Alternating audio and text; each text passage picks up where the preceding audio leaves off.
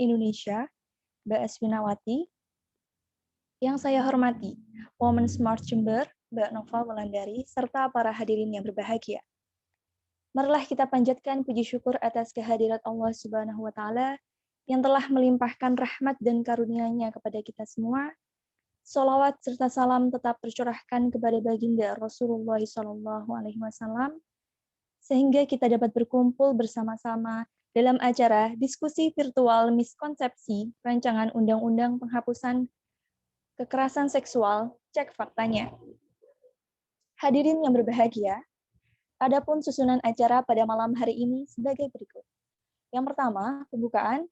Kedua, penyampaian materi pertama. Ketiga, penyampaian materi kedua. Keempat, sesi diskusi. Dan kelima, penutup. Marilah kita buka acara ini dengan doa bersama-sama sesuai dengan keyakinan masing-masing. Berdoa dimulai.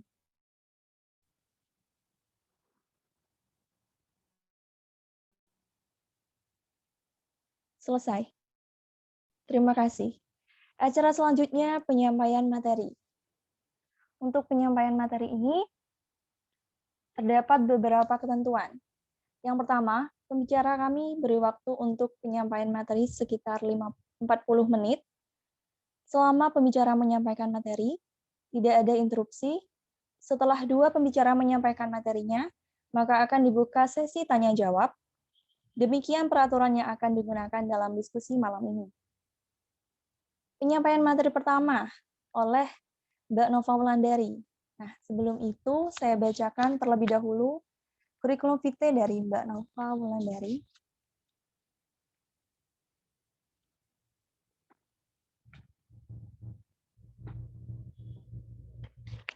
Nama, Nova Wulandari SH, tempat tanggal lahir, Jombang, 5 Maret 1997, pendidikan SDN Tejo 2 Mojo Agung, SMPN 1 Jogoroto, SMAN 1 Jombang, Fakultas Hukum UNED, dan pendidikan advokat.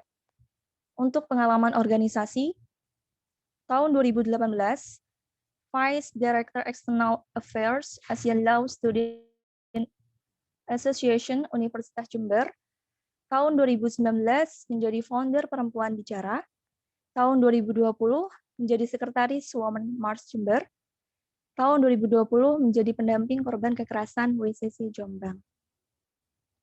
Untuk prestasi dari Mbak Nova Wulandari ini adalah delegasi internasional legal training di Malaysia, kemudian hakim terbaik peradilan semu Piala MA di Manado, juara 3 peradilan semu Piala MA di Palembang, delegasi legal training dan workshop di Aceh, delegasi seminar dan workshop nasional di Makassar, delegasi seminar dan workshop nasional di Bali, dan delegasi seminar dan workshop nasional di Malang.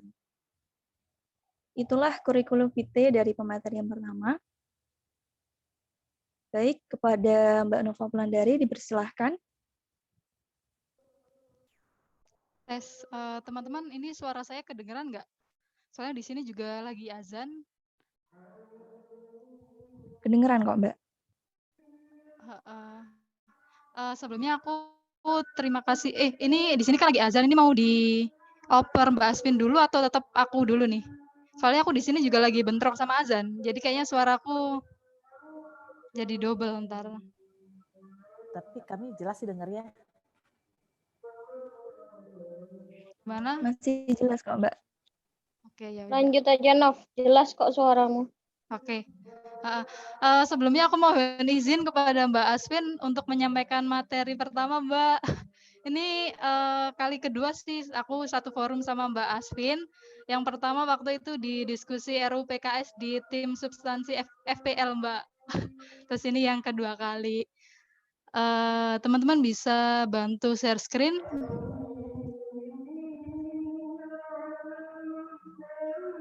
Oke, jadi sebelumnya sebelum kita ngobrol tentang miskonsepsi, aku akan memaparkan dulu kepada teman-teman tentang catatan tahunan yang diluncurkan Komnas Perempuan pada 2020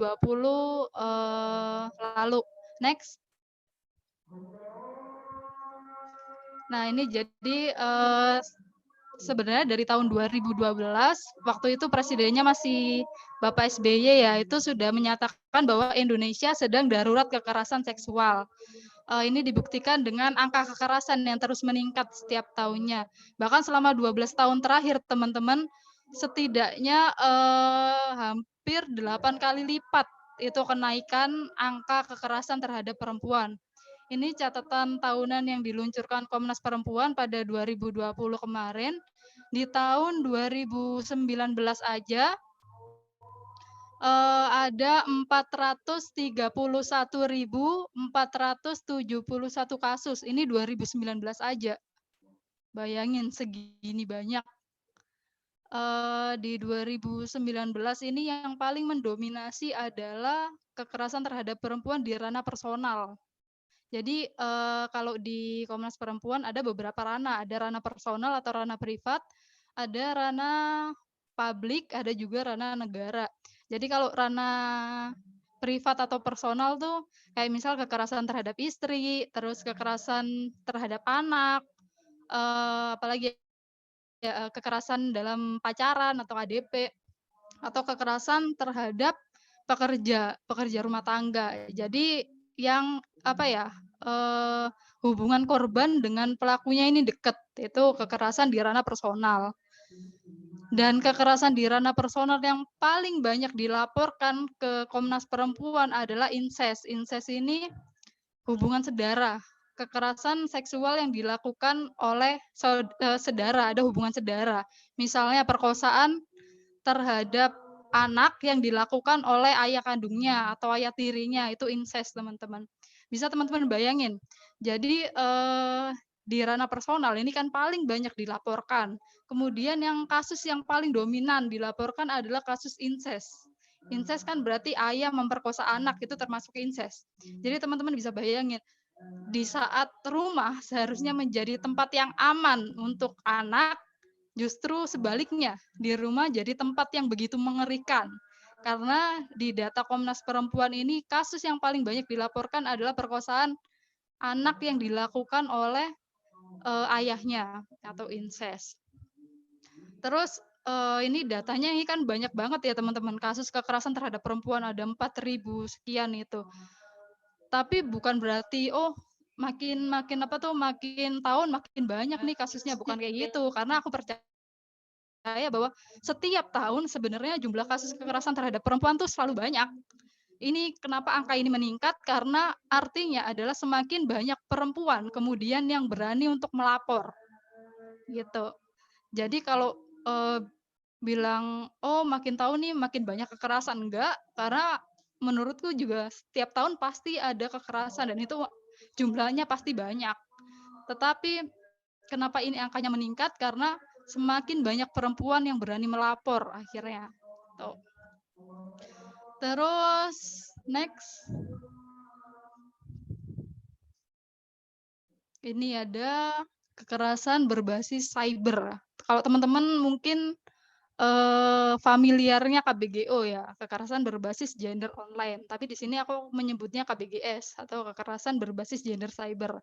Karena Komnas Perempuan menyebutnya KBGS. Jadi di sini aku menyebutnya KBGS ya teman-teman.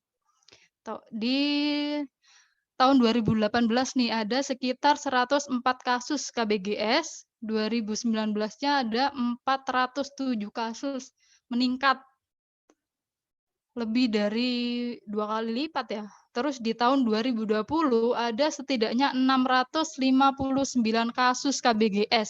Ini bukan setahun ya, dalam rentetan setahun, tapi 659 ini terhitung dari bulan Januari sampai dengan bulan Oktober doang. Itu udah 600. Jadi selama masa pandemi ini memang banyak kasus-kasus KBGS atau kekerasan berbasis gender cyber. KBGS ini kan banyak banget ya macamnya teman-teman, ada doxing. Kalau teman-teman nggak tahu, doxing itu penyebaran informasi personal. Jadi kalau misal teman-teman nyebarin nomor WhatsApp-nya temennya di sosial media tanpa izin, atau informasi atau data pribadi temennya tanpa izin, itu namanya doxing. Terus juga ada personifikasi, itu ngaku-ngaku sebagai orang lain. Jadi misal aku nih bikin Facebook, kemudian aku pakai namanya orang lain, terus pakai fotonya orang lain gitu. Itu personifikasi. Itu juga termasuk kekerasan, itu juga termasuk kejahatan cyber. Terus juga ada distorsi alterasi, itu misalnya ngedit foto. Jadi misal nih aku pasang foto ya, kemudian mukaku diambil wajahnya doang nih, kemudian badannya diedit pakai foto telanjang orang lain gitu. Terus juga ada extortion. Jadi extortion itu misal ada yang ngancem teman-teman, ayo kalau kamu nggak mau ngasih aku duit segini, fotomu bakal aku sebarin gitu. Jadi tujuannya untuk pemerasan, itu extortion. Beda dengan sextortion. Kalau sextortion lebih ke pelakunya pengen berhubungan seksual kembali dengan korbannya. Jadi misal, ayo kamu mau nggak buat berhubungan seksual sama aku? Kalau nggak mau, fotomu bakal aku sebar gitu. Jadi bedanya extortion sama sextortion itu, kalau extortion tujuannya untuk pemerasan, kalau sextortion lebih ke arah seksual. Tuh. Terus ada juga cyber stalking. Mungkin teman-teman bertanya-tanya ya, kenapa ya stalking doang bisa jadi kejahatan gitu.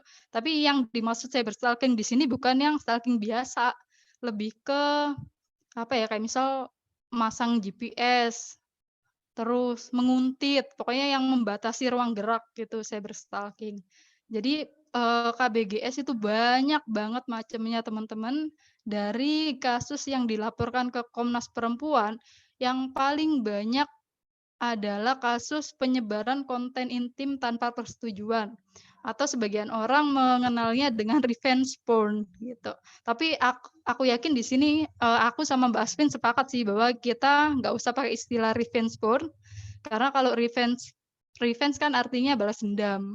Nah, kayaknya nggak adil ya kalau korban misal nih ada penyebaran konten intim, misal foto bugilku disebarin, tapi namanya revenge porn. Jadi seolah-olah kita membenarkan perbuatan pelaku, karena pelaku menyebarkan itu untuk balas dendam. Jadi seolah-olah korbannya nih salah, korbannya pantas untuk dibalas dendami gitu. Jadi mending kita menyebutnya sebagai penyebaran konten intim non konsensual atau tanpa persetujuan daripada pakai istilah revenge porn.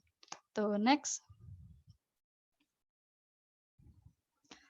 Ini dampak yang dihadapi korban. Jadi banyak banget dampak yang dihadapi korban.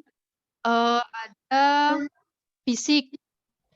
Fisik itu misal dia luka, terus lebam, terus ada juga dampak psikologi. Jadi korbannya biasanya mengalami ketakutan, terus dia murung, atau bahkan sampai mengalami trauma, atau sampai PTSD ya, post traumatic stress disorder. Terus dampak sosial ini yang paling banyak terjadi, yaitu adanya reviktimisasi atau disalahkan. Jadi korban, dia kan udah korban, jadi dia disalahkan balik sama society, sama masyarakat. Salah sendiri pakai baju seksi, atau salah sendiri keluar malam-malam makanya diperkosa gitu. Itu kan sesuatu yang nggak ada hubungannya sebenarnya antara baju dan perkosaan. Tuh, ini banyak sekali terjadi. Jadi aku nggak berhenti-hentinya ngingetin ke teman-teman, kalau teman-teman ada temennya teman-teman yang curhat ke teman-teman, kalau nggak bisa menguatkan, setidaknya jangan nyalain gitu loh. Karena korban kan dia udah jadi korban nih, jangan sampai dia disalahin balik. Itu kan kasihan. Jadi seolah-olah dia dikorbankan secara 2 kali gitu.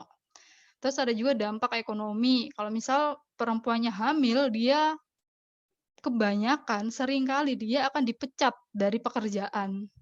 Ini kan beban ganda yang dihadapi perempuan ketika dia sudah jadi korban perkosaan. Dia dipecat dari kerjaan. Kalau misal dia masih sekolah, dia dikeluarkan dari sekolahnya. Tapi sekarang udah jarang sih yang dikeluarkan dari sekolah atau di DO, justru sekolahnya pakai cara halus. Jadi dia nggak mengeluarkan, tapi dia menyuruh korbannya untuk mengundurkan diri. Itu yang sering terjadi. Jadi sekolahnya nggak ngeluarin, tapi dia nyuruh muridnya untuk ngundurin diri. Terus juga ada dampak seksual reproduksi, hamil, tertular penyakit seksual menular.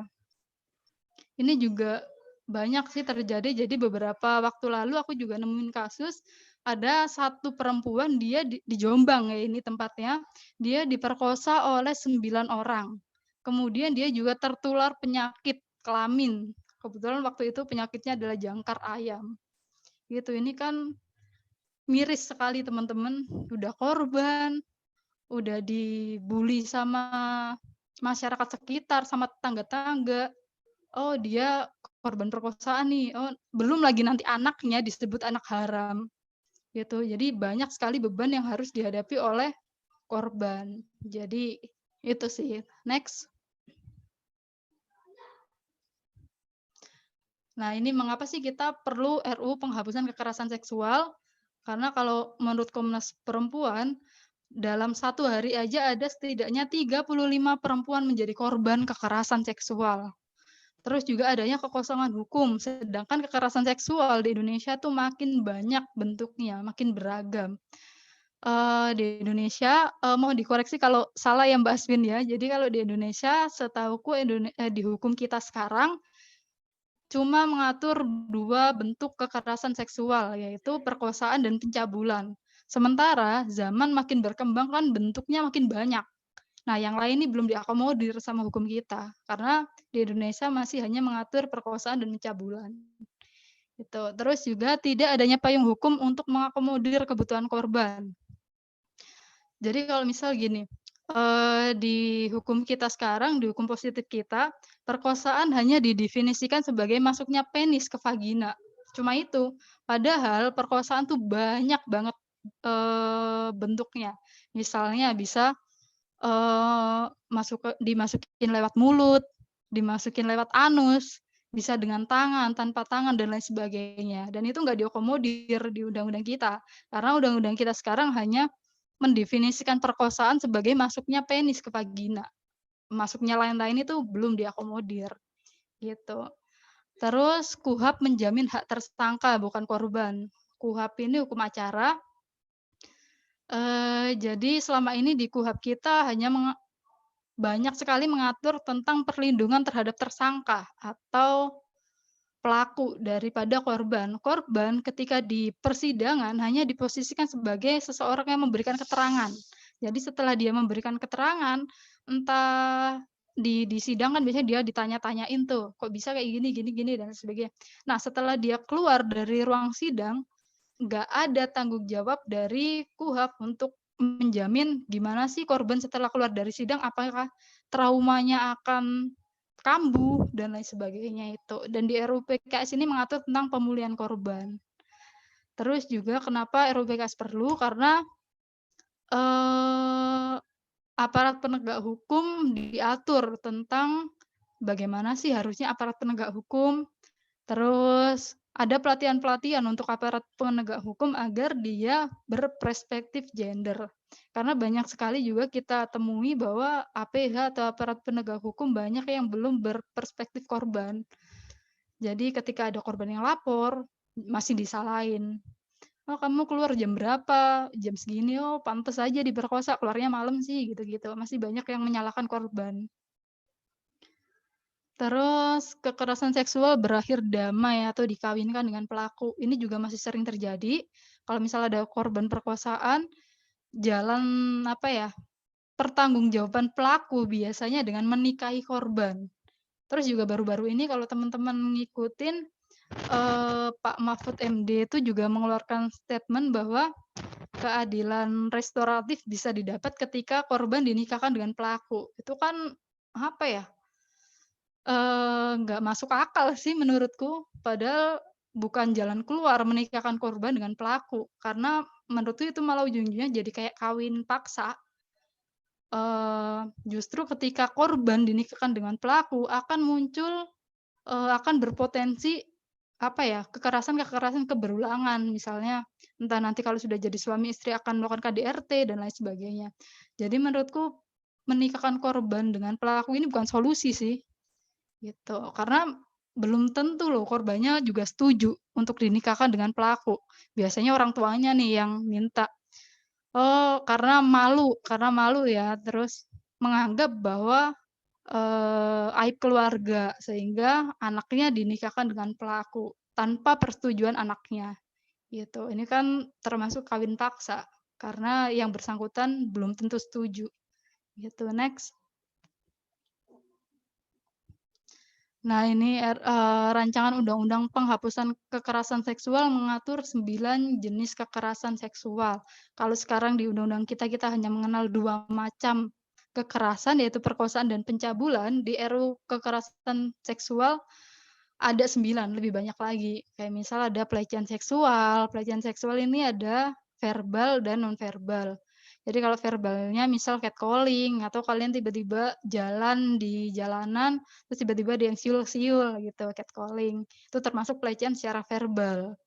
Terus kalau pelecehan secara non-verbal, digrepe-grepe gitu, atau tiba-tiba kalian jalan ada yang nyentuh payudara atau bokong gitu, pelecehan. Terus ada eksploitasi seksual.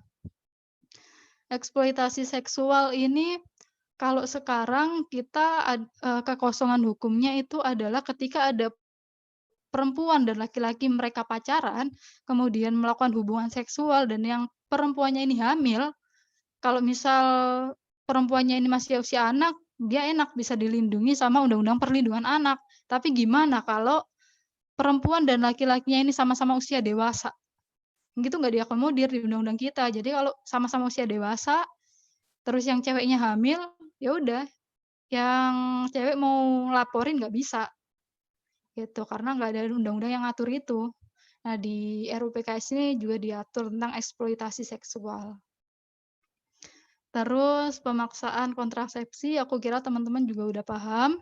Pemaksaan aborsi juga, terus perkosaan. Nah, perkosaan di sini di RUU PKS mengalami perluasan definisi. Jadi bukan hanya masuknya penis ke vagina, tapi lebih dari itu. Maksudnya masuk lewat mulut, lewat anus, dengan tangan, tanpa tangan, dan lain sebagainya. Ada perluasan definisi di situ. Terus pemaksaan perkawinan, pemaksaan pelacuran, perbudakan seksual. Perbudakan seksual ini misalnya ada muda-mudi pacaran, kemudian yang cewek nih kayak disekap ya pokoknya ditaruh di kamarnya cowoknya. Jadi dia hanya apa ya? Kayak disuruh melayani pacarnya aja, nggak boleh kemana-mana. Tuh perbudakan seksual.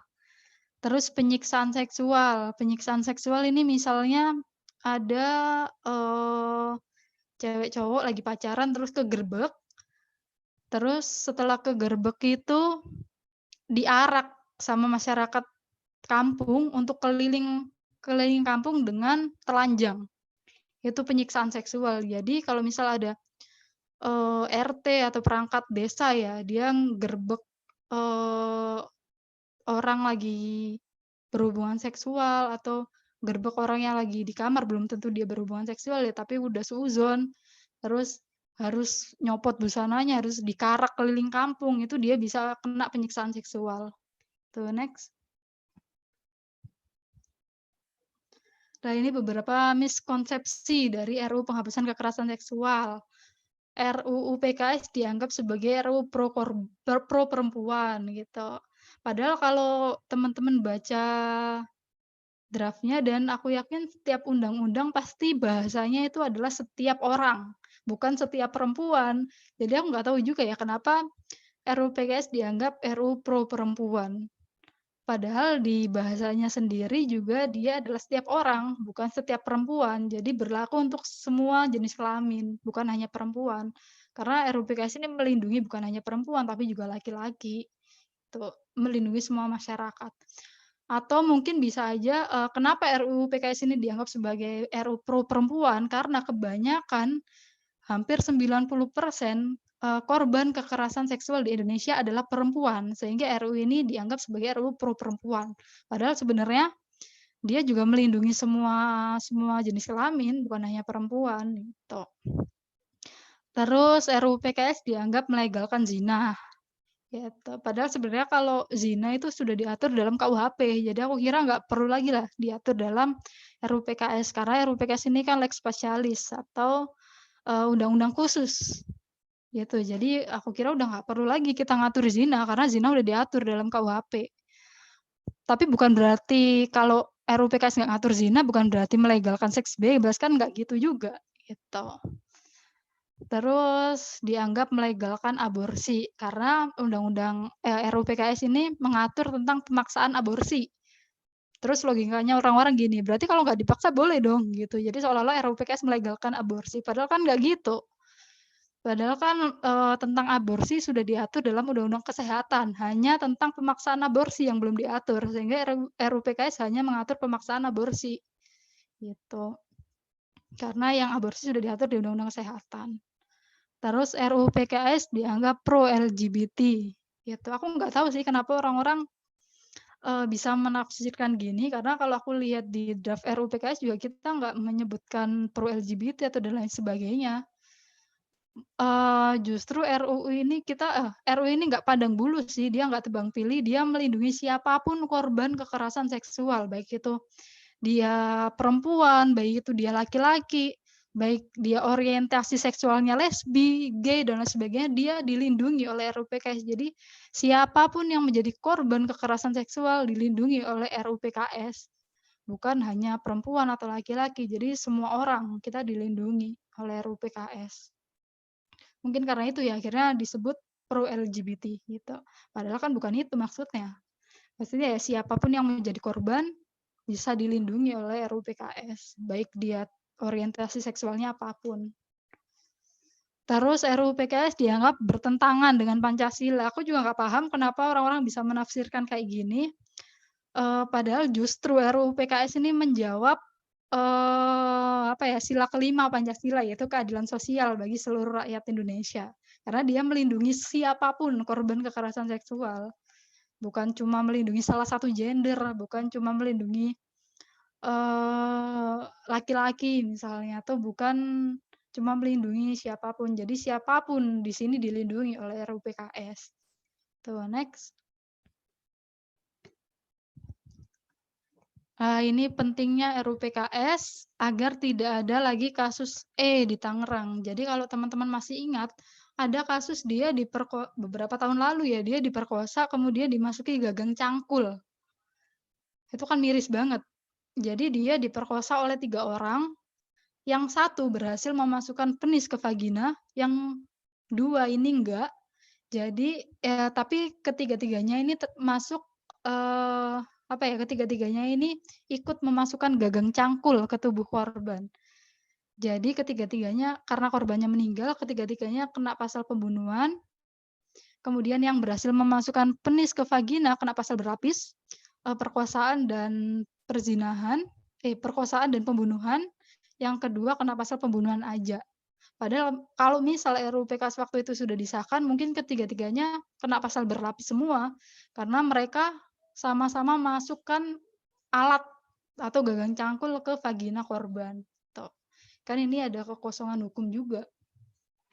Terus kasusnya BN di Mataram. Jadi BN ini seorang guru, dia dilecehkan oleh kepala sekolahnya sendiri melalui telepon waktu itu, jadi dilecehkan secara verbal ya lewat telepon.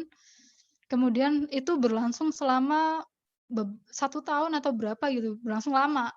Jadi tiap malam kepala sekolahnya sering nelponin guru ini. Terus mungkin karena guru ini kesel ya, terus juga bosen juga, akhirnya dia merekam percakapan itu. Dia merekam apa yang udah diomongin kepala sekolahnya ke dia. Terus dia curhat ke temennya. Terus temennya ini penasaran, akhirnya dia minta rekaman itu ke BN. Tapi bukan BN yang ngasih, temennya minta sendiri ke BN, terus transfer filenya sendiri, terus sama temennya ini disebarkan. Gitu. Kan berarti bukan BN yang menyebarkan, tapi temennya. Waktu itu kepala sekolahnya nggak terima, akhirnya melaporkan BN. Akhirnya BN kena kalau nggak salah 6 bulan, kena penjara 6 bulan, denda 500 juta. Ini kan miris teman-teman, dia harusnya korban. BN adalah seorang korban pelecehan secara verbal, tapi dia yang justru dipenjara. Padahal bukan dia yang menyebarkan. bukan dia pelaku kekerasan seksualnya, juga bukan dia, tapi dia yang justru kena pidana. Terus di RUU PKS ini mengatur tentang larangan kriminalisasi balik korban. Jadi ketika ada korban melapor, dia nggak bisa loh dikriminalisasi balik oleh pelaku. Itu pentingnya RUU PKS juga. Terus kasus A di Jogja akhirnya berakhir damai. Karena kejadiannya udah lama waktu dia lagi KKN. Alat buktinya udah susah juga. Akhirnya harus berakhir damai. Terus ada kawin tangkap di Sumba. Kalau di sini aku menyebutnya sebagai kawin paksa karena jadi di Sumba itu ada tradisi namanya kawin tangkap. Jadi misal aku cowok nih, aku suka sama cewek. Jadi aku bisa ngajak teman-temanku yang cowok-cowok ini buat nangkep cewek itu. Kemudian entah cewek itu mau atau enggak, yang penting aku mau. Jadi bisa langsung dinikahi gitu. Jadi tanpa persetujuan yang cewek itu. Jadi misal aku ketemu cewek ini di pasar, ya udah aku tangkep di pasar gitu. Tuh tradisi kawin tangkap di Sumba itu kan berarti perkawinan paksa. Di RUU PKS juga diatur tentang itu, larangan perkawinan paksa. Terus juga baru-baru ini kan juga ada kasus fetis yang mahasiswa UNER itu. Dia dikenakan undang-undang ITE. Justru padahal dia kan melakukan pelecehan di situ. Tapi dia justru kena undang-undang ITE, bukan kena kekerasan seksualnya. Itu kan berarti juga ada kekosongan hukum di sini. Next. Itu aja sih teman-teman yang bisa aku sampaikan. Jadi besar banget harapanku di sini teman-teman juga bisa bareng-bareng lah kita mendukung rancangan undang-undang penghapusan kekerasan seksual. Karena beberapa miskonsepsi yang ada di RUU PKS itu ya bisa teman-teman nilai sendiri lah dengan teman-teman membaca draftnya, membaca naskah akademiknya. Kalian buktiin sendiri, benar nggak sih RUU ini pro LGBT, RUU ini melegalkan zina dan lain sebagainya gitu. Karena beberapa kali juga aku ketemu orang-orang yang dia ngotot, oh RUU ini nggak baik nih, gini. Tapi ketika ditanya, udah baca belum? Jawabnya belum gitu. Jadi kan percuma kita debat kusir kalau ternyata yang sana belum baca gitu. Jadi besar banget harapanku agar teman-teman juga bisa baca, mempelajari PKS, terus kita bareng-bareng untuk mengawal ini. Karena ya RUU ini sangat dibutuhkan oleh korban-korban kekerasan seksual. Itu aja yang bisa aku sampaikan. Aku kembalikan ke moderator, silakan. Baik, disampaikan terima kasih. Nah, itu pemaparan dari Mbak Nova dari Women March Jember bahwa RUU PKS ini perlu untuk disahkan segera agar supaya angka kekerasan seksual di Indonesia itu tidak terus meningkat, sehingga kita yang kita yang mengalami korban atau orang lain itu bisa segera diatasi, bisa segera mempunyai peraturan yang sah gitu di mata hukum. Karena dampak yang dihadapi korban itu baik berupa fisik ataupun mental itu sangat berpengaruh untuk kehidupan ke depannya. Nah, untuk pembicara selanjutnya tidak kalah seru nih, tidak kalah menarik dari pembahasan sebelumnya. Untuk pembicara kedua dari Mbak Asfinawati, pasti teman-teman sudah pada tahu siapa sih Mbak Asfinawati. Nah, beliau ini aktif di LBH Jakarta sejak tahun 2000 sampai 2009, menjadi Direktur LBH Jakarta 2006 sampai 2009. Berlatar belakang pendidikan hukum hak asasi manusia. Isu yang digeluti mulai awal di LBH Jakarta adalah perburuan dan buruh migran, serta isu fair trial sebagai turunan dari advokasi. Pada tahun 2005, mulai berkecimpung dalam isu kebebasan beragama, berkeyakinan seiring dengan mencuat dan maraknya kasus-kasus penodaan agama. Setelah selesai dari LBH Jakarta, masih bekerja pada isu HAM, khususnya di fair trial, serta kelompok minoritas, dan rentan dengan melakukan kerja pro bono dan pengembangan sumber daya hukum masyarakat, juga mengajar. Sebagai advokat, selain bidang penting dalam hal ini, ia memiliki ketertarikan dalam musik dan sastra, yang menurutnya merupakan bidang penting dalam mengembangkan kapasitas manusia dan pemberdayaan masyarakat. saat ini menjadi Ketua Umum YLBHI sejak tahun 2017 sampai 2021. Baik, untuk Mbak Asminawati dipersilahkan. Ya, terima kasih Mbak Zuhal dan teman-teman semua. Terima kasih juga tadi Kak Nova udah menyajikan poin-poin penting sekali terkait topik kita malam ini. Saya akan mulai dari ada 3 hal yang diminta oleh panitia kepada saya. Yang pertama mengenai payung hukum. Saya berpikir-pikir sebetulnya ada gak ya payung hukum? Saya hampir mengatakan gak ada, tapi kemudian saya menyadari mungkin maksud panitia adalah bukan di tataran undang-undang seperti KUHP gitu, tapi yang lebih tinggi. Jadi saya ingat ada konstitusi, dan sebetulnya konstitusi kita itu sejak amandemen sudah 4 kali, cukup lumayan. Di dalamnya salah satunya adalah mengatakan Indonesia negara hukum. Jadi dengan itu menjadi kuat bagi kita bahwa hanya hukum yang bisa dipegang oleh kita, bukan yang lain-lain dalam kehidupan berbangsa, bernegara pasti tentunya. Kemudian ada pasal 28I ayat 4 yang menegaskan bahwa perlindungan, pemajuan, penegakan dan pemenuhan hak asasi manusia tanggung jawab negara, terutama pemerintah.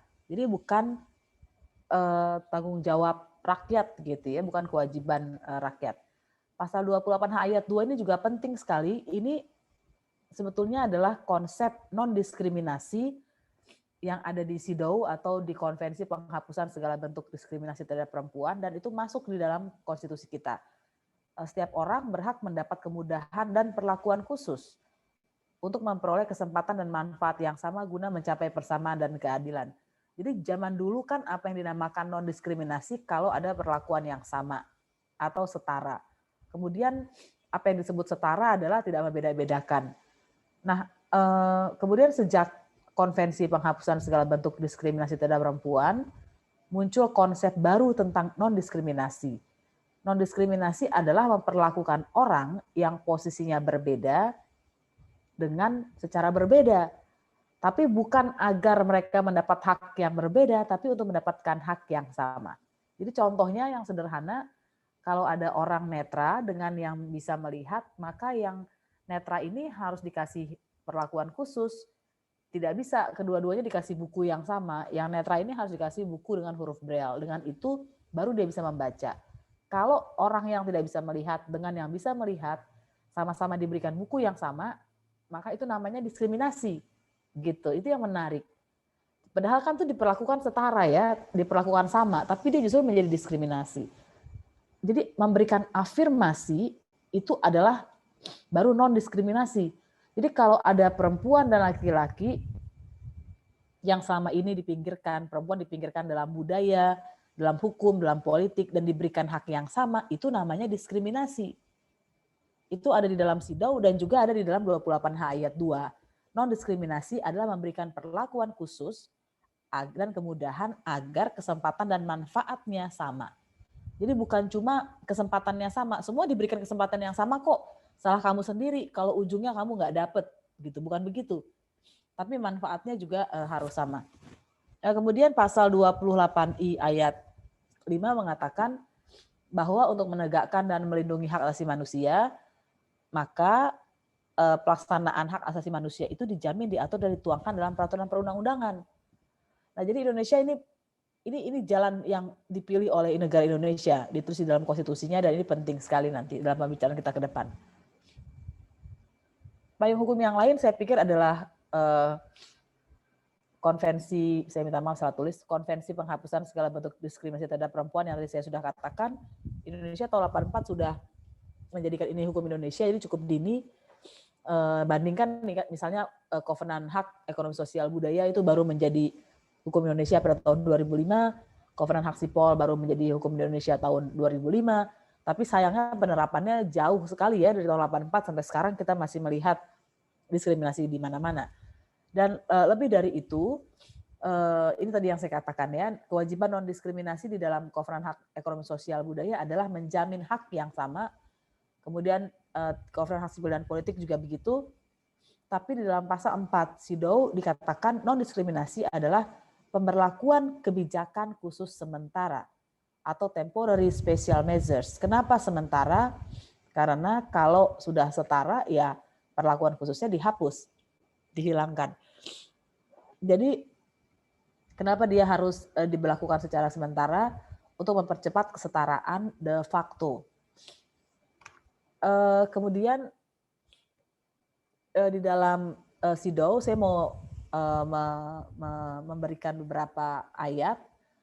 Jadi sebetulnya di CEDAW ini di pasal 2-nya dikatakan kewajiban negara pihak itu adalah membuat langkah-langkah kebijakan agar diskriminasi hilang.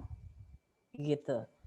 Apa saja langkah-langkah kebijakan yang harus diambil negara Indonesia sebagai negara pihak CEDAW? Pertama, mencantumkan asas persamaan antara laki-laki dan perempuan dalam Undang-Undang Dasar Nasional mereka. Kita sudah. Atau perundang-undangan yang tepat lainnya jika belum termasuk di dalamnya. Dan menjamin realisasi praktis dari asas ini melalui hukum dan cara-cara lain yang tepat. Kedua, membuat peraturan perundang-undangan yang tepat dan peraturan-peraturan lainnya termasuk sanksi-sanksinya melarang semua diskriminasi terhadap perempuan.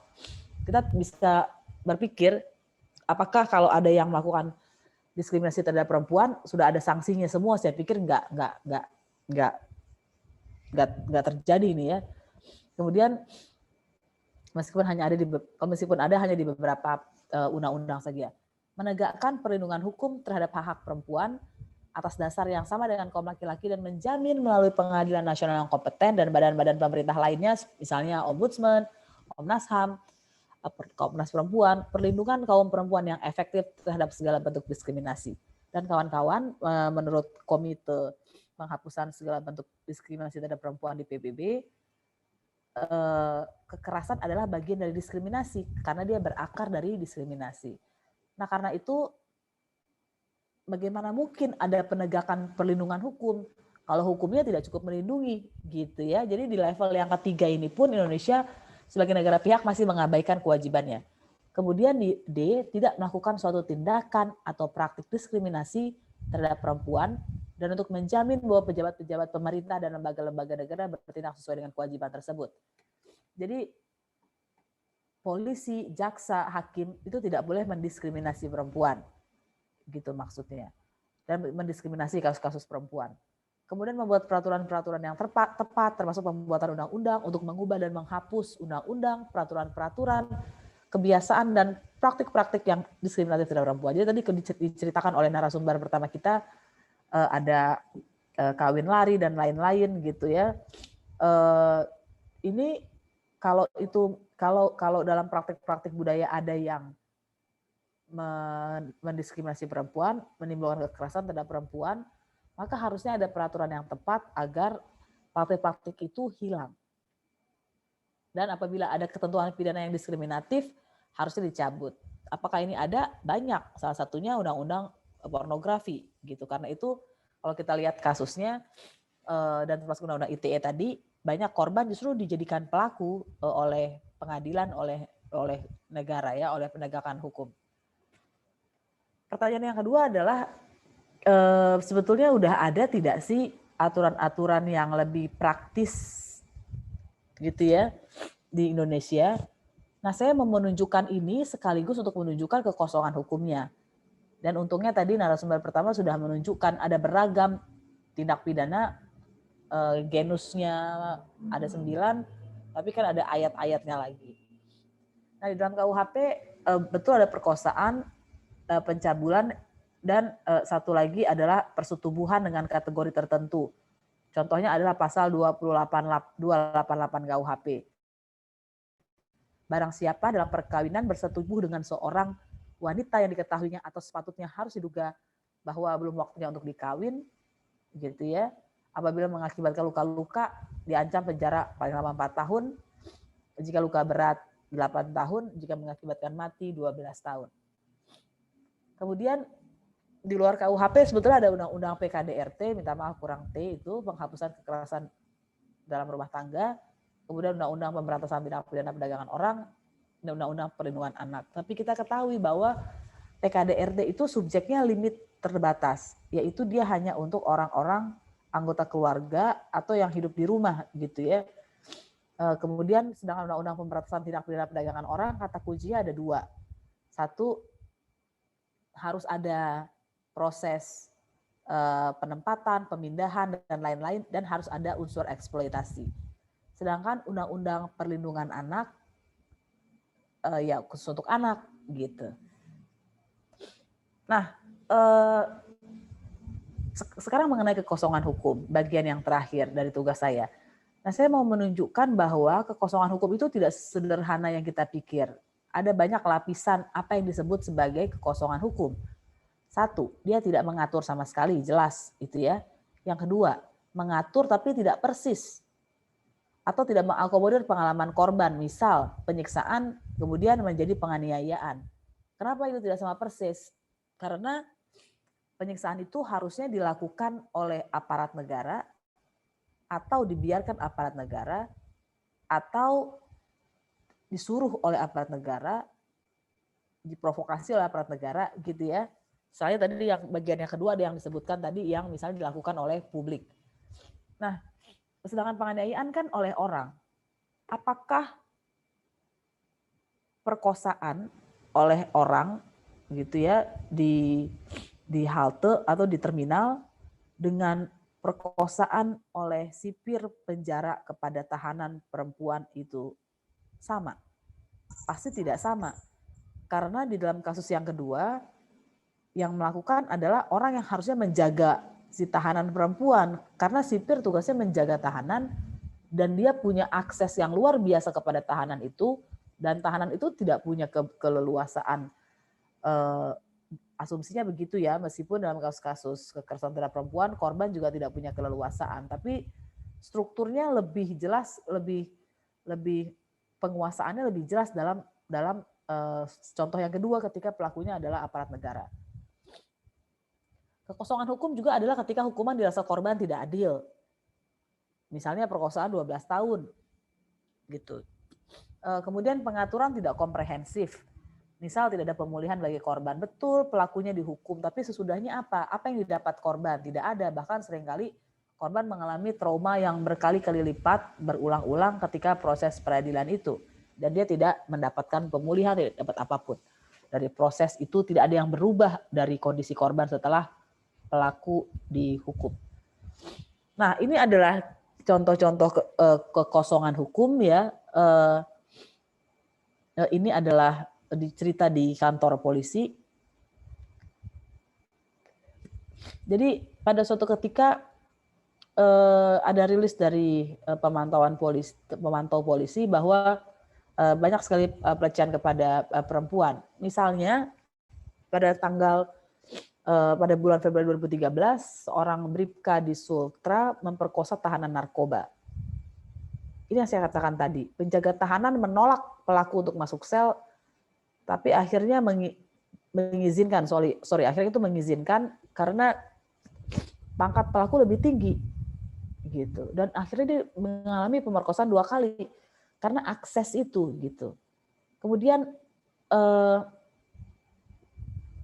ini pada tahun 2016 seorang siswi SMK, jadi masih anak gitu ya, menjadi korban pelecehan seksual. Saya agak bertanya-tanya sebetulnya dengan pemberitaan di media ya, apakah ini beneran pelecehan seksual? Karena saya sudah memperhatikan berita-berita itu tidak akurat. Misalnya menggagahi, seakan-akan tuh perbuatan yang gagah gitu kan, itu bias sekali.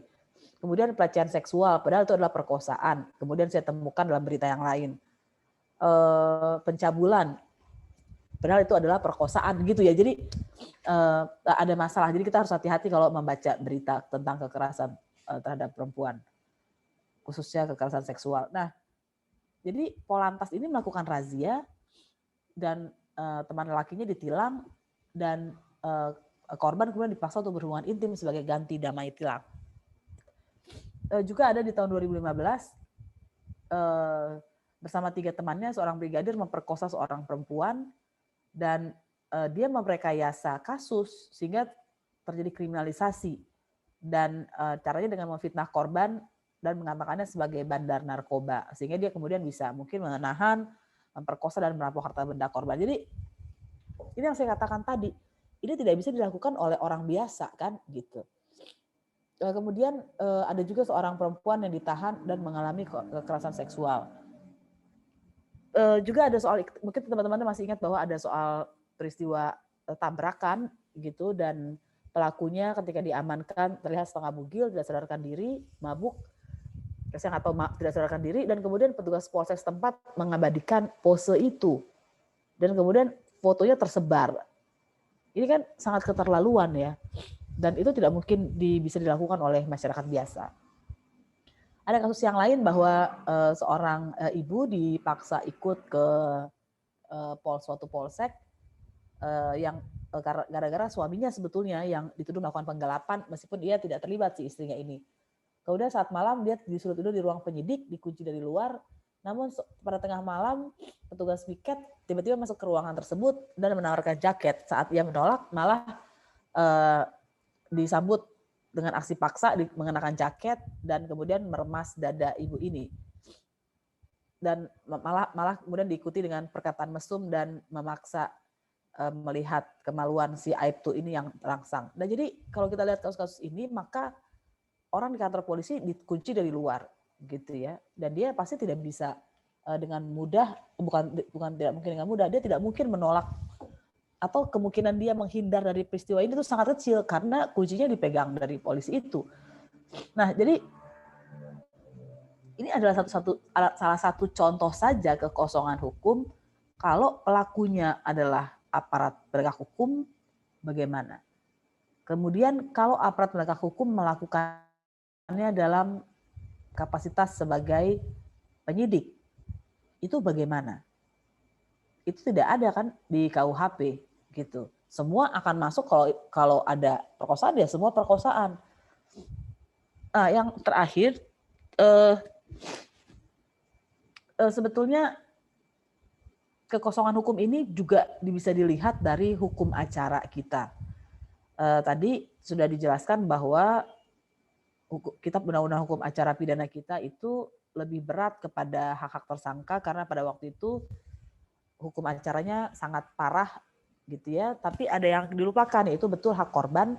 Dan undang-undang kejaksaan mengatakan begini bahwa penuntut umum itu bertanggung jawabnya kepada negara gitu. Jadi dia itu sebetulnya adalah aparatur negara yang tugasnya menjaga ketertiban, bukan untuk membawa hak-hak korban. Nah, kalau kita lihat maka perilaku aparat penegak hukum banyak sekali mengkorbankan korban ya, atau memviktimisasi korban. Ini sebetulnya adalah saya ambil secuplik saja kecil dari laporan penanganan kasus kekerasan terhadap perempuan YLBHI di 17 provinsi yang sebentar lagi akan kami luncurkan, tapi saya keluarin sedikit aja 5 hal yang saya pikir semua orang juga sudah tahu, orang-orang yang menangani kasus tahu ini, karena ini tidak pernah berubah dari tahun ke tahun, dan sebetulnya laporan kami menunjukkan hingga 2021 ketika SIDO sudah mau diratifikasi itu sudah ada tahun 84, 94, 2004, 2014, 37 tahun, hampir 40 tahun, kasusnya tidak berubah-berubah. Yaitu laporan korban tidak diterima. Bukan cuma tidak menerima, para penegak hukum mengarahkan kasusnya suka sama suka. Dan karena suka sama suka, meminta korban berdamai dengan pelaku. Kemudian kasus juga banyak dinyatakan kurang bukti dan dibilang korban bawa buktinya dong. Nah pertanyaan saya, pembuktian itu tugas siapa? Pertama, pembuktian itu tugas penyidik. Kedua, pembuktian kok dibebankan kepada korban gitu. Kemudian polisi meminta uang kepada korban atau keluarga korban macam-macam. Alasan dia tidak punya uang untuk melakukan penyidikan dan lain-lain. Dan stigma dan menyalahkan korban masih terus terjadi. Bahkan ada juga laporan-laporan korban mengalami pelecehan lagi, baik verbal maupun verbal di kantor polisi ketika melaporkan. Mungkin itu ya itu saja pengantar diskusi dari saya. Terima kasih sekali lagi. Selamat malam teman-teman.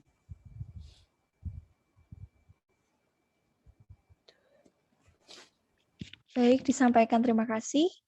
Nah, itu tadi pemaparan dari Mbak Asfinawati mengenai payung hukum perlindungan perempuan dan anak yang sudah ada sejak tahun 1900-an dan terjadi kekosongan hukum kekerasan seksual yang tambah menjadi peluang untuk para pelaku pelecehan seksual untuk melakukan hal-hal yang di luar peraturan tersebut. Baik, acara selanjutnya yaitu sesi diskusi.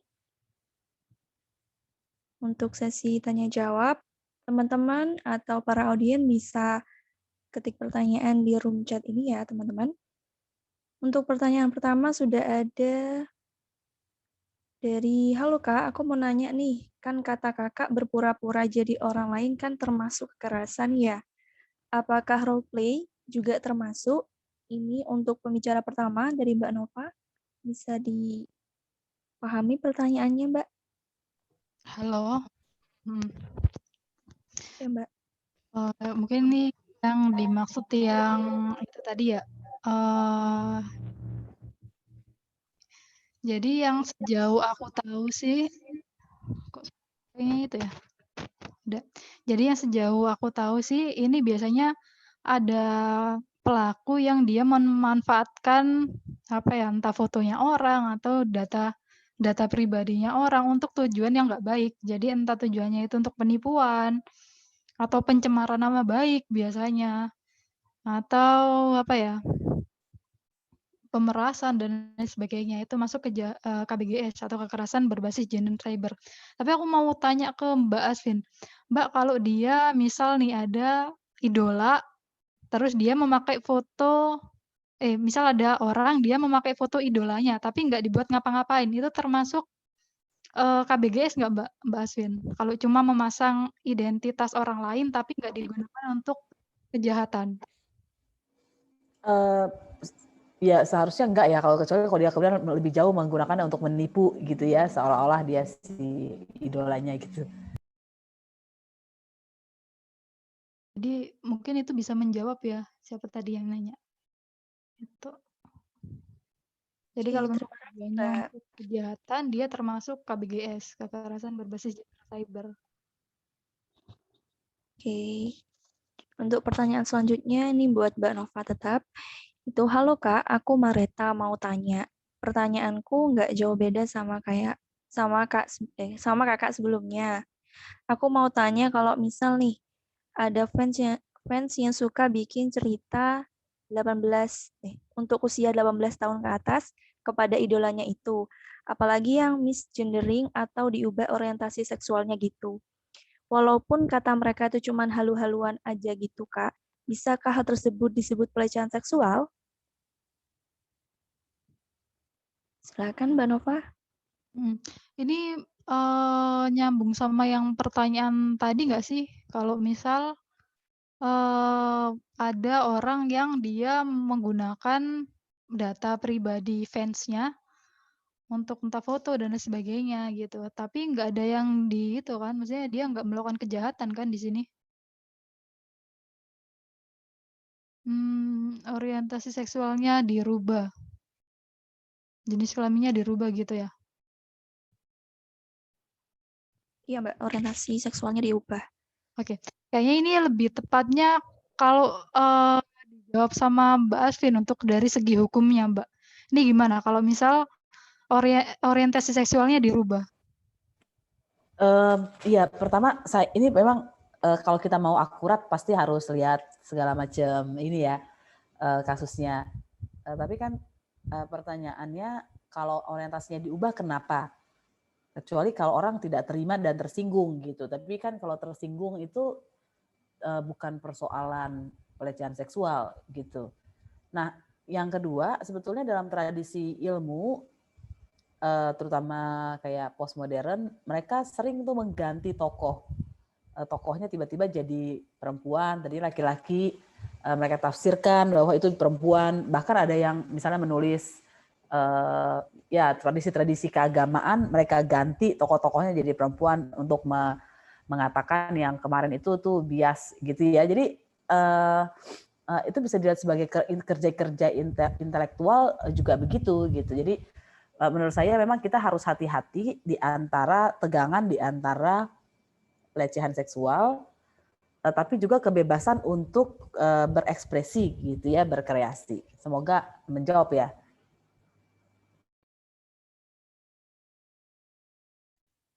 Baik, terima kasih. Untuk pertanyaan selanjutnya untuk Mbak Asfi.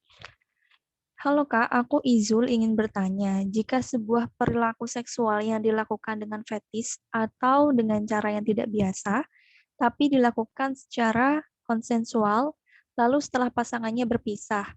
Salah seorang mendapat kerugian dari perilaku seksual tersebut dan ingin menuntut mantan pasangannya.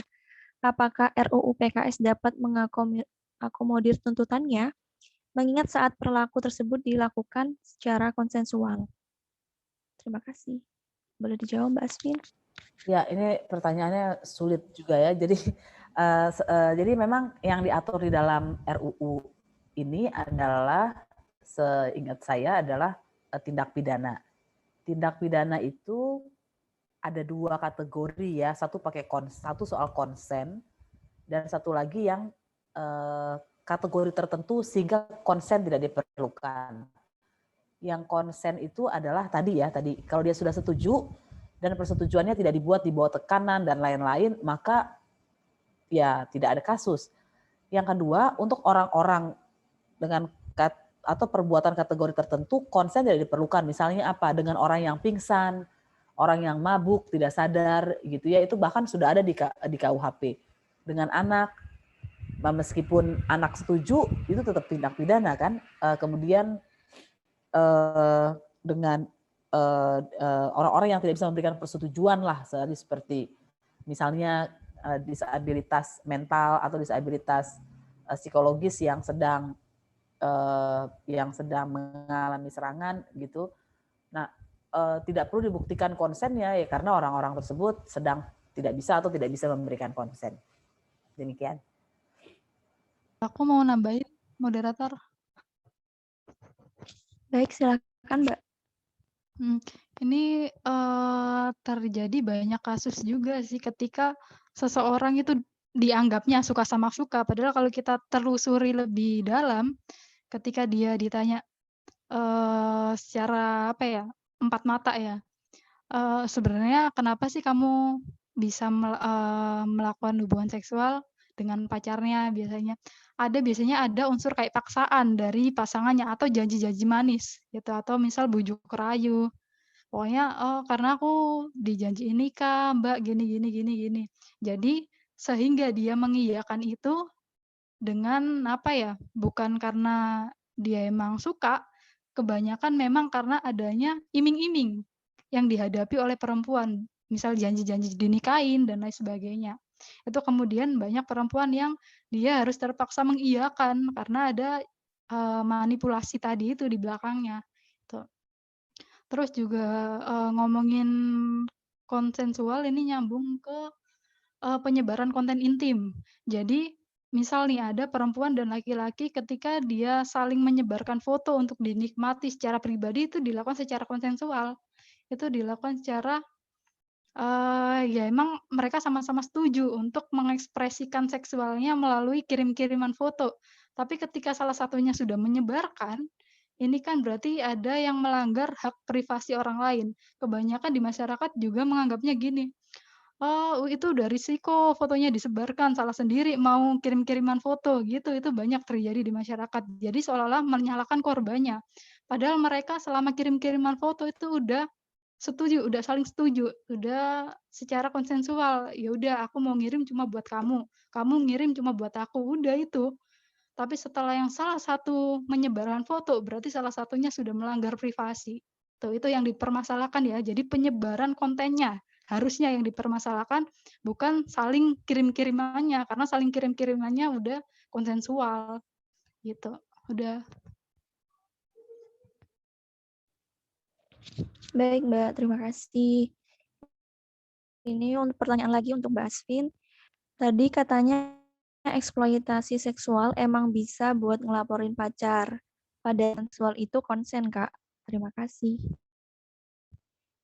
Silakan Mbak Asvin. Tadi kata eksploitasi bisa untuk melakukan pacar, tapi apa gimana? Kata sambungnya saya nggak terlalu paham.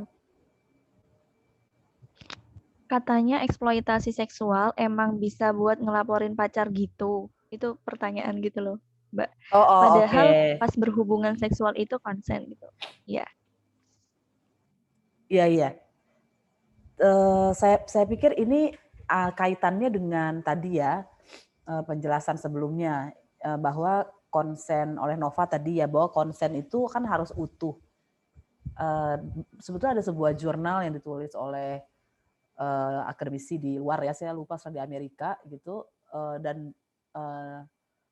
dia bahkan mau mengembangkan lebih jauh lagi gitu ya soal yang lebih jauh lagi daripada eksploitasi seksual. Jadi begini, kalau misalnya ada orang dia mau berpacaran karena disangka cowok ini lajang gitu ya, karena cowok ini bilang saya lajang gitu, dan karena berpacaran lajang, kemudian oke, berarti ada dua nih cabangnya. Oke, kita berhubungan seksual gitu, konsen. Tapi begitu dia tahu bahwa cowok ini nggak lajang, maka seluruh bangunan itu kan runtuh. Karena jangankan berhubungan seksual, pacaran aja dia nggak mau gitu. Yang kedua ada percabangan lagi. Ada juga orang yang misalnya dia hanya mau melakukan hubungan seksual karena dijanjikan kawin.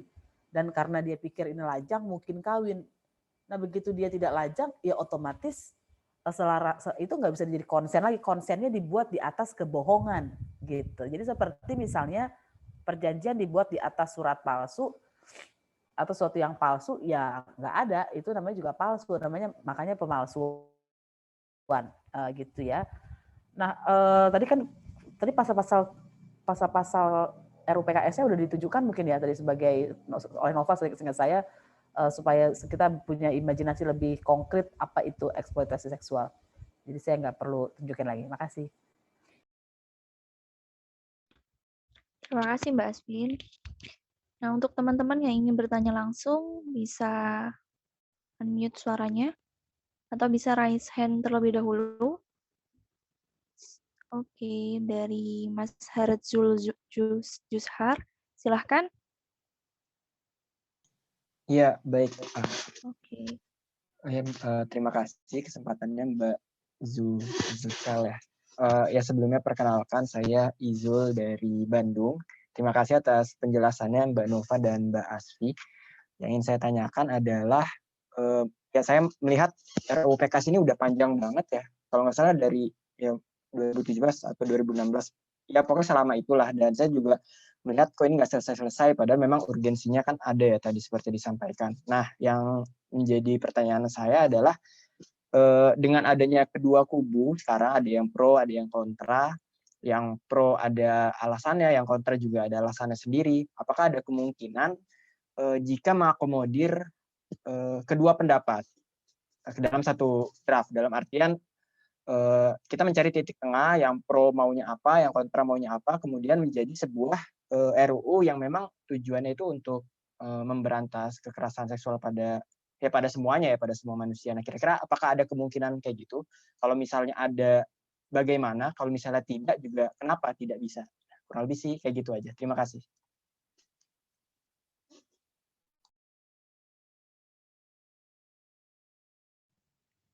Baik, untuk Mbak Asfi atau Mbak Nova, itu silakan untuk menjawab. Mungkin Mbak Nova dulu karena Desya udah.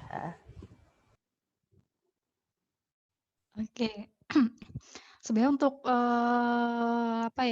perjalanan RUU PKS sampai sekarang masuk prolegnas itu lebih jauh nanti akan bisa dijelaskan oleh Mbak Asvin ya. Cuma di sini aku beberapa kali baca kenapa sih kubu kontra kok menolak. Apa ya, ya kayak yang tadi tuh, alasan-alasannya menurutku nggak rasional, menurutku ya, nggak rasional. Jadi kalau misal dia dibenturkan dengan yang kontra, ya mungkin undang-undangnya nggak akan bisa jadi undang-undang yang komprehensif, gitu. Jadi kalau untuk ditemukan dalam titik tengah, kayaknya biasanya kalau rapat dengar pendapat itu kan juga menemukan yang pro sama yang kontra ya Mbak Asvin ya? Tuh, biasanya kalau rapat di DPR gitu, rapat dengar pendapat ya kubu kontra sama pro dipertemukan. Tapi sampai sekarang kenapa ya belum disahkan? Padahal udah bertahun-tahun banget loh itu. Mungkin selanjutnya akan dijelaskan lebih detail oleh Mbak Asvin. Silakan Mbak. Ya, thank you. Jadi sebetulnya kan masalah ini karena dia masuk ke Komisi 8 gitu. Dan jadi cara pandangnya sangat berbeda. Padahal kalau ini masuk bayangan saya waktu itu Komisi 3 mungkin akan lain lagi ya, karena Komisi 3 kan hukum, sedangkan ini ngomongin undang-undang yang hukumnya banyak sekali gitu. Saya sebagai orang hukum aja ada beberapa hal yang saya nggak paham. Misalnya lihat pembagian, karena saya tim substansi gitu. Kalau untuk pidana, bentuk-bentuk KS, kemudian hukum acara saya bisa, tapi begitu pemulihan saya mundur. Saya sudah bilang saya nggak jago pemulihan, jadi saya nggak punya, merasa tidak bisa berdebat terlalu dalam gitu ya. Ini untuk menunjukkan bahwa di dalam tim sendiri kami mendiskusikan dengan sangat mendalam gitu, termasuk ketika menambahkan KBGO di terakhir. Dan saya sepakat lebih banyak ini karena ada kampanye negatif dan tampaknya orang kita memang lebih senang mendengar daripada membaca gitu sayangnya. Tetapi saya agak optimis sebetulnya ya kalau kedua kubu ini bisa semakin longgar dan bisa semakin kecil juga yang menolak kalau mereka kemudian kita ajak berdiskusi dan membaca. Sebelum saya lupa, sebetulnya RUU ini udah lebih lama lagi ya dikonsolidasikannya di tataran masyarakat sipil, dimulai dari mengumpulkan pengalaman-pengalaman korban. Jadi saya sendiri tuh kira-kira udah mengubah apa yang pernah saya tuliskan mungkin 7 kali ya, gitu. Gitu. Jadi kita sendiri sudah menganggap bahwa apa yang kita tulis itu udah jelek gitu ya, udah jelek gitu. Nah, jadi karena memang masukan banyak orang banyak sekali dan semakin banyak masukan makin bagus kan gitu. Nah, jadi ini tadinya ada 12 bentuk, 15 bentuk dan pada akhirnya moderasinya adalah 9 bentuk gitu yang kita pikir ya oke lah gitu. Mungkin ada yang protes kenapa nggak 12 bentuk, kenapa nggak 15 bentuk yang untuk mengakomodir pemantauan yang dilakukan kawan-kawan pendamping di seluruh Indonesia kepada korban-korban kekerasan seksual. Jadi ini nggak ada yang katanya dari barat, dari timur, apa dari mana, ini dari korban gitu. Jadi menurut saya kita mungkin perluas ke kelompok orang-orang yang tidak tahu, bahkan tidak setuju, karena saya pernah juga beberapa kali berdiskusi dan sebetulnya ada beberapa titik temu ya, meskipun mungkin ada 1-2 pasal yang nggak bisa ketemu sama sekali ya gitu, tapi banyak juga yang bisa akhirnya menyepakati, oh oke, kalau begitu ya saya sepakat gitu.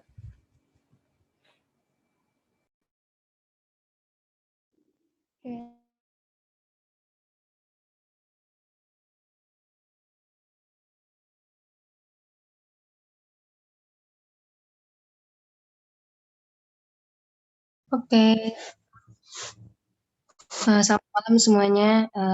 Ini mungkin pertanyaan saya juga hampir sama kayak teman-teman yang di kolom chat ya. Jadi kan kebanyakan orang mikirnya bahwa RUU PKS ini sebuah rancangan undang-undang yang pro LGBT.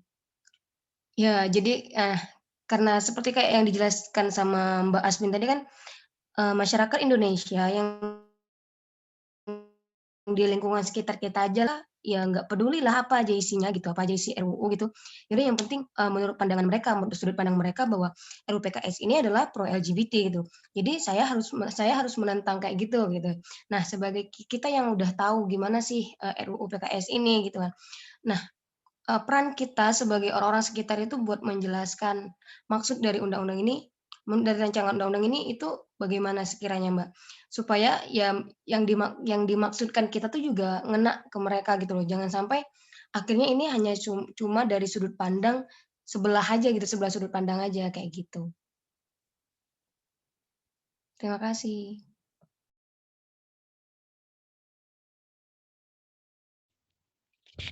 Oke, baik. Silakan untuk Mbak Nova mungkin bisa menjawab.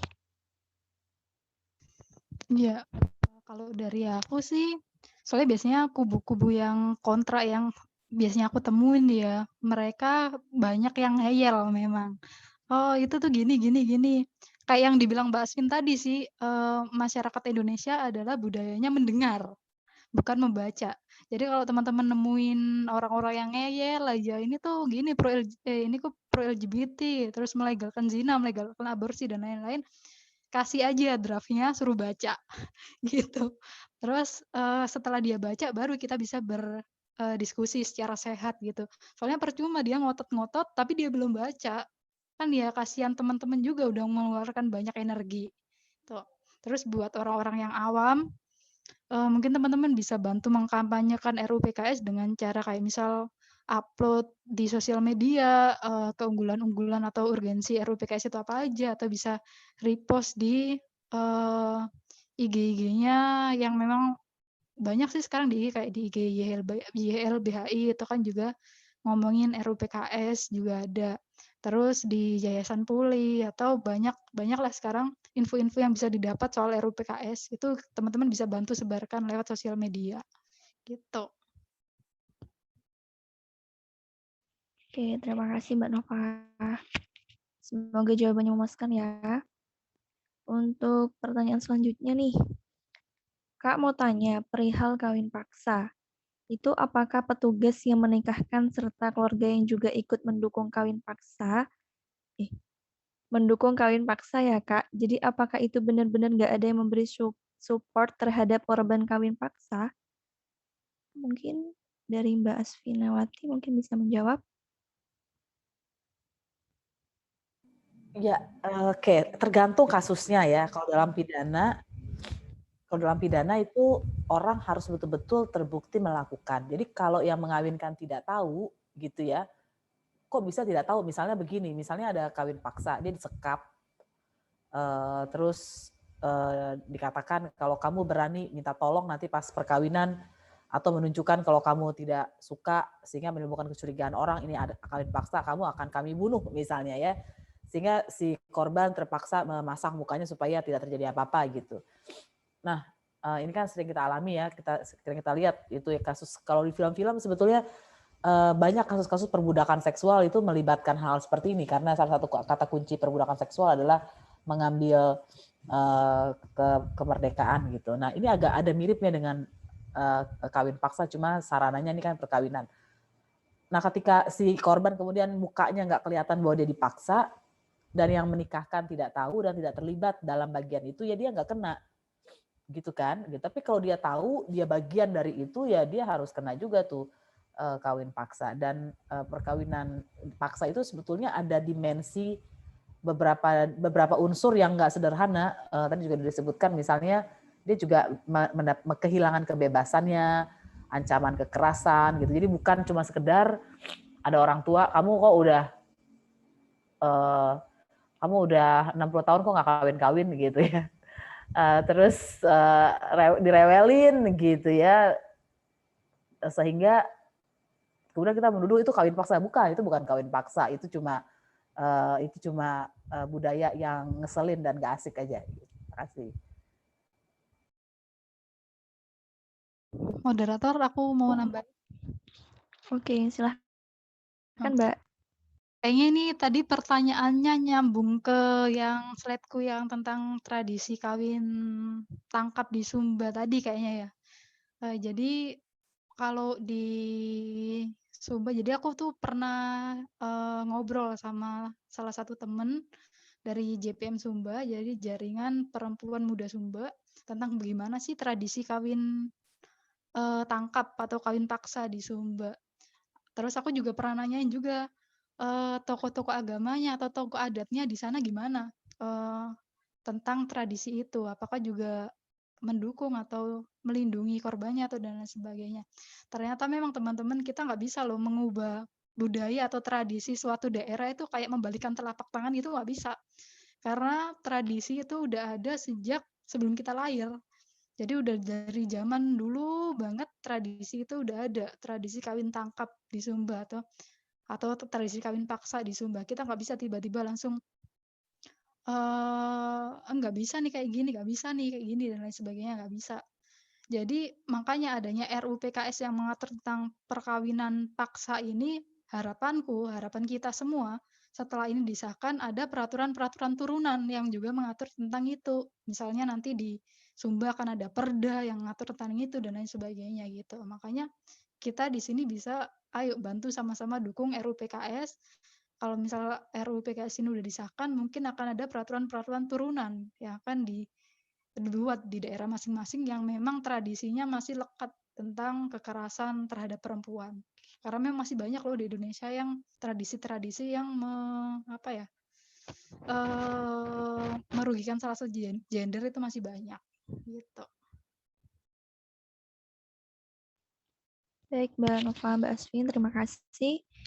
Ini ada pertanyaan lagi dari Nisa Aulia. Bagaimana cara menangani kekosongan hukum yang telah disebutkan tadi? Apakah ada undang-undang untuk aparat yang malah memeras korban? Contohnya seperti jaksa penuntut umum meminta uang kepada korban jika ingin memenjarakan pelaku kekerasan seksual. Terima kasih. Mungkin Mbak Asfinawati bisa menjawab. Ya, kita bisa ngelaporin dia ke itu sebetulnya kan korupsi ya, gitu. Itu sebetulnya korupsi dan bisa kena. Sebetulnya KPK tugas utamanya adalah untuk korupsi oleh penegak hukum. Kita juga institusi yang lain adalah kepolisian dan kejaksaan. Meskipun tentu saja dalam pelaksanaannya tidak semudah itu ya, karena pasti persoalannya adalah bukti gitu. Karena itu mungkin sebagai pendamping kita harus wanti-wanti sejak awal, kalau bisa bawa rekaman atau apa kalau kita melihat ada gelagat-gelagat yang nggak beres nih gitu. Kita juga bisa sebenarnya ngelaporin itu ke ombudsman karena itu terkait dengan pelayanan publik meskipun tentu saja ujungnya bukan pidana ya, tapi untuk melengkapi laporan kita ada baiknya juga ke Ombudsman Republik Indonesia. Terima kasih, Mbak. Mungkin saya mau menambah pertanyaannya dari barusan teman itu tanya. Terkadang kita tuh setelah mengalami kekerasan seksual itu baru sadar, baru ngeh kalau itu tuh kekerasan seksual gitu gimana, Mbak? Dan kita nggak punya bukti gitu. Kita telat menyadari bahwa itu kekerasan seksual. Itu bagaimana, Mbak? Mbak Asfinawati. Oke, sekali lagi. Kalau ada kekerasan seksual dan kita telat menyadari bahwa jadi sebetulnya gini, yang paling sulit adalah kalau kemudian kekerasan seksual itu belum masuk di dalam KUHP ya, gitu. Dan saya paham betul apa yang ditanyakan. Ini bagus sekali pertanyaannya, karena budaya Indonesia, pendidikan Indonesia, bahkan banyak perempuan gitu atau juga laki-laki itu tidak tahu bahwa itu adalah kekerasan seksual. Dan sebetulnya juga ada soal shock, orang shock gitu ya kan, kita misalnya kalau kita tabrakan atau apa, ada sepersekian menit gitu atau sepersekian detik kita nggak sadar sebenarnya kita sedang kena apa gitu ya. Saya sendiri pernah menyaksikan ibu saya dicopet di bis gitu dan saya lihat sih terang bolong, siang bolong gitu, saya bengong gitu ya. Jadi itu baru perampokan di bis gitu ya, belum yang lebih parah seperti kekerasan seksual. Nah, yang bisa dilakukan sebetulnya adalah konseling, karena sebenarnya dengan konseling akan ada rekam psikologis. Rekam psikologis itu bisa menjadi salah satu bukti bahwa telah karena kan dikenal rekam medis ya. Kita sebetulnya sudah lama sedang mengembangkan rekam psikologis, karena kan psikologis itu juga nggak bisa dibuat. Dia bisa menjadi bukti dan psikolog yang menangani itu nanti bisa menjadi ahli juga. Dan ada kemudian laporan kita itu dengan syarat kalau itu masuk dalam perbuatan-perbuatan yang sudah ada pasalnya. Kalau tidak ada bagaimana? Nah ini persoalan ya. Jadi memang mungkin kita perlu juga mengembangkan ada penyelesaian di tingkat masyarakat agar ada pemulihan kepada korban. Misalnya kalau di kampus melibatkan otoritas kampus, meskipun kampus-kampus ya begitu gitu ya. Memang ini dalam masa sekarang ini kita hanya bisa mengungkapkan berbagai kemungkinan yang kayaknya semuanya jalan buntu. Saya minta maaf gitu ya, tapi saya akan mencoba mengungkapkan sebetulnya banyak jalurnya, tapi dalam konteks Indonesia saat ini sayangnya dia juga buntu ya, di mana-mana. Gitu. Baik, Mbak. Terima kasih. Ini pertanyaan untuk Mbak Nova. Saya mau nanya, ada perempuan memilih belum mau menikah dalam sebuah keluarga, sementara anggota keluarga yang lain mendesak dia untuk menikah dengan dalih usia dan tradisi keluarga, hingga merisak si perempuan bahkan dengan kata-kata kasar yang cenderung tak senonoh.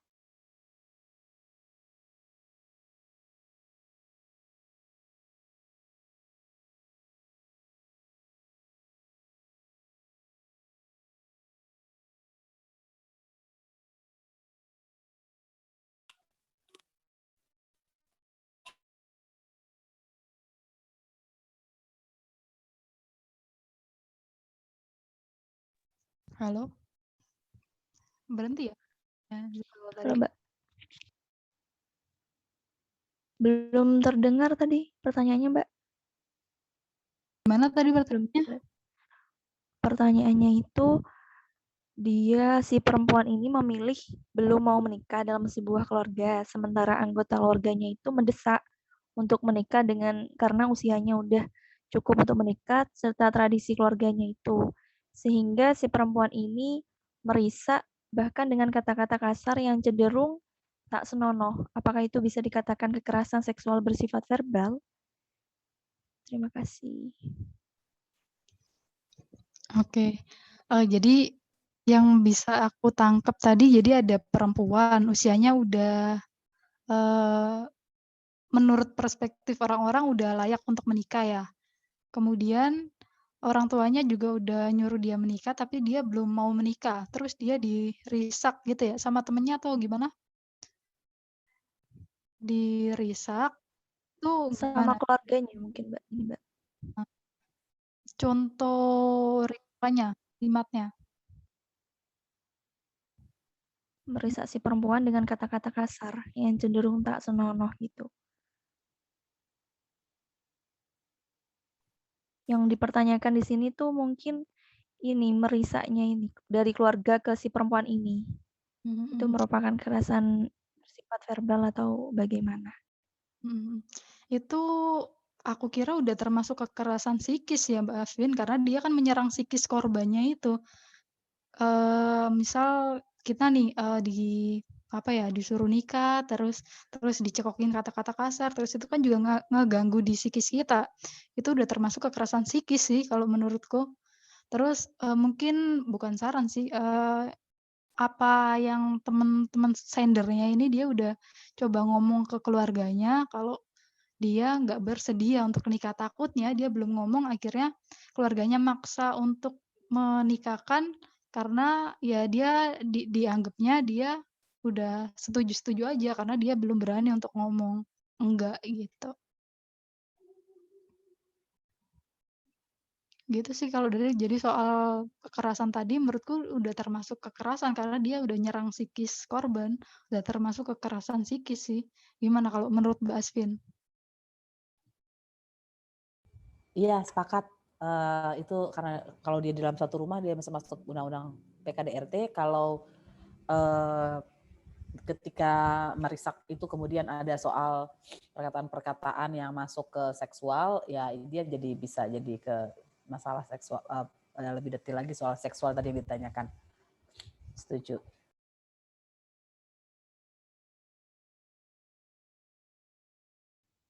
Baik, terima kasih. Untuk pertanyaan selanjutnya, Kak, bahas soal diksi kejahatan versus kekerasan dong. Mungkin dari Mbak Nova atau Mbak Asfinawati. Ini kayaknya lebih cocoknya Mbak Asvin nih, soalnya aku juga itu sempet itu siapa namanya abstrak juga perbedaan kekerasan dan kejahatan. Karena ini juga yang diperdebatkan dalam RUU PKS. Ada kubu yang pengen definisinya adalah kekerasan, ada kubu yang pengen definisinya adalah kejahatan. Ini mungkin bisa dijelaskan lebih lanjut oleh Mbak Asvin kenapa bisa ada perbedaan kubu. Ya, jadi sebetulnya alasan kenapa kami tidak menggunakan kejahatan, jadi berbeda dengan pandangan orang-orang bahwa RUU PKS ini akan overkriminalisasi dan lain-lain.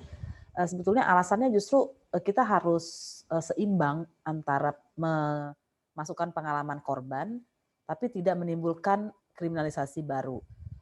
Nah, yang alasannya kenapa nggak kejahatan? Karena ada yang akan dilakukan oleh anak. Dan anak itu kan bukan penjahat, dia di stigma, namanya anak yang berhadapan dengan hukum.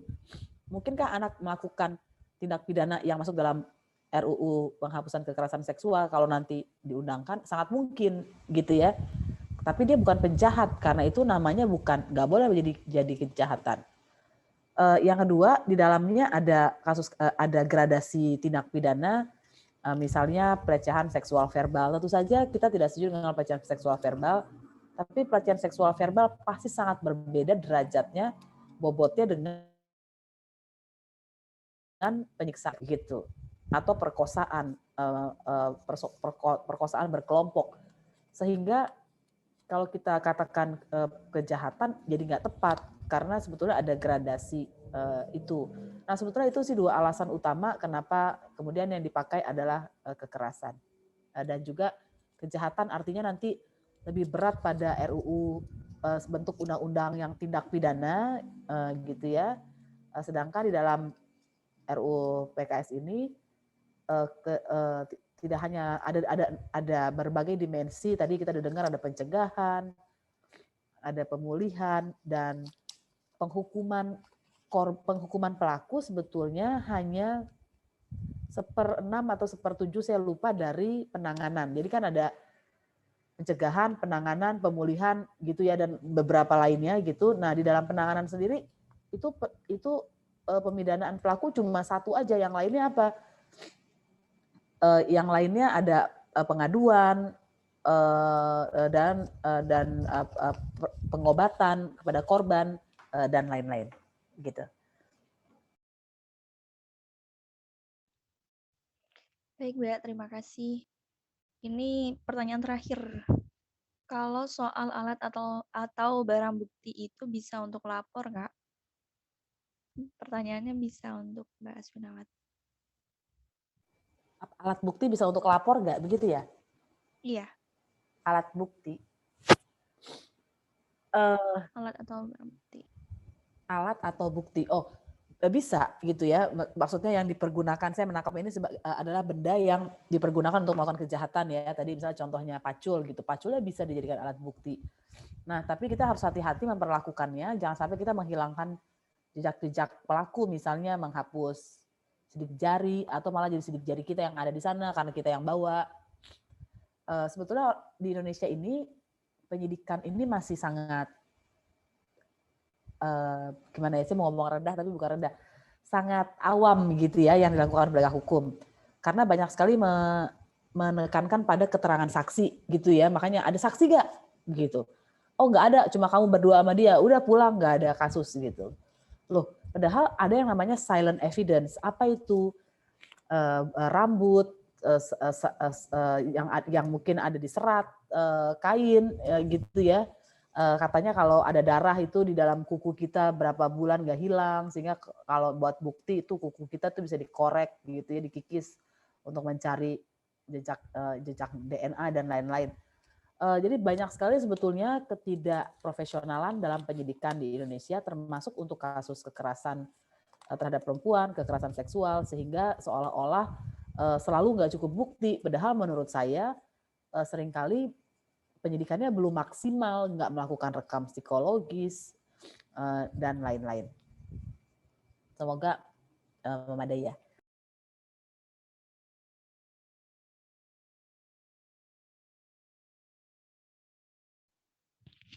Baik, Mbak Asfinawati dan Mbak Nova Wulandari, terima kasih. Sebentar lagi kita ada foto bersama. Dipersilakan untuk para audien untuk on cam semua. Silakan.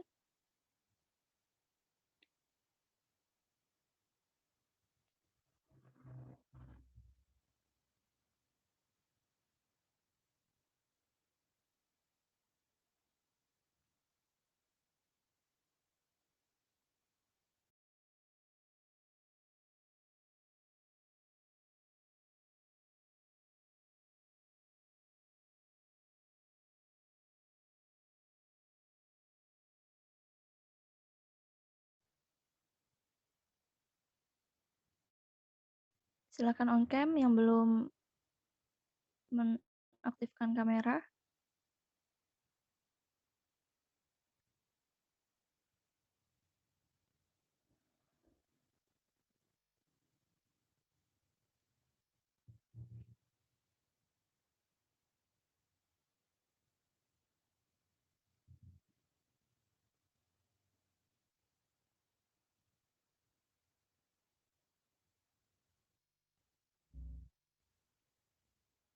Oke, kita mulai ya foto bersamanya.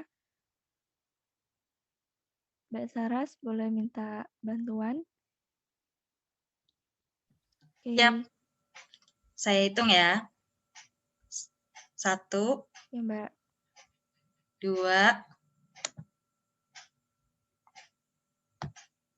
3.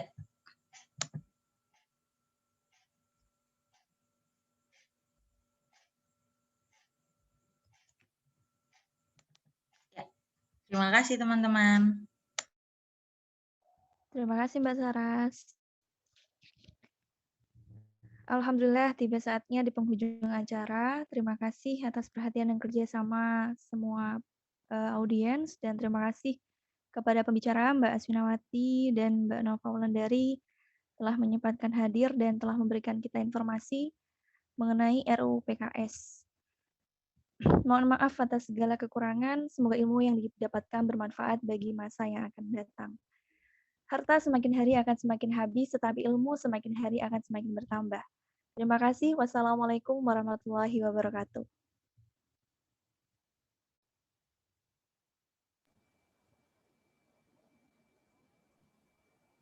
Terima kasih Mbak Aswina sama Nova yang sudah bersedia jadi pembicara. Makasih juga Terima kasih juga Zuka. teman-teman.